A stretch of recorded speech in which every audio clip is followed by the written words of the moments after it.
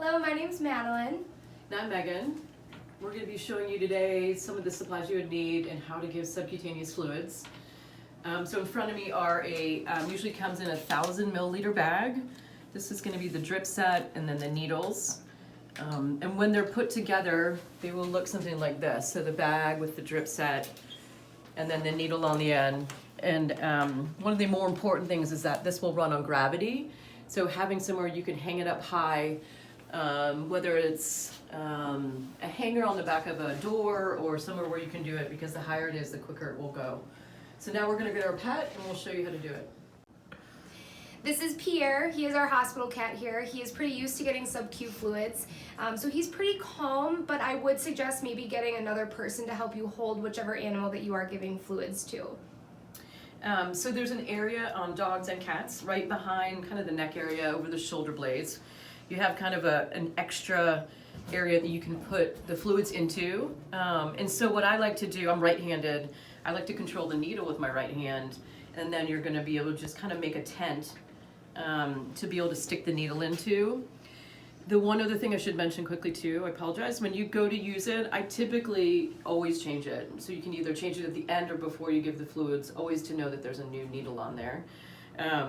So anyway, we're gonna go ahead. So I'm gonna go ahead and make that tent, put the needle into it. You wanna do it quick. And then you're gonna have your roll on and off valve. We're gonna roll that up. And then you're gonna wanna kind of look at your bag to make sure, yeah, I think it's right here. The line collapses. Oh, there we go. And so what you'll see are the drops coming out of the fluid bag. That lets you know that you're in there, and then you're going to want to look back to see where the needle is and make sure you haven't gone through the skin at all. You'll start to see a little hump forming, and that's normal. So we'll do that, and then typically on the bag it's marked for 100 milliliter intervals. And so typically with Pierre, we give him 100 per day. Today we're just going to kind of show you how to do it really quickly. He's a very good patient. Sometimes you just want to get them in the most comfortable position they can. If you have a cardboard box, some people will use the cardboard box, put the animal in there just so they can't really get away. So say we're done with giving the fluids, I go ahead and roll down the little lever, and that's going to stop the fluids from dropping. I actually pinch the area where the needle is when I remove it, just to give that skin a little bit of help of closing back over, and that any fluids will come out.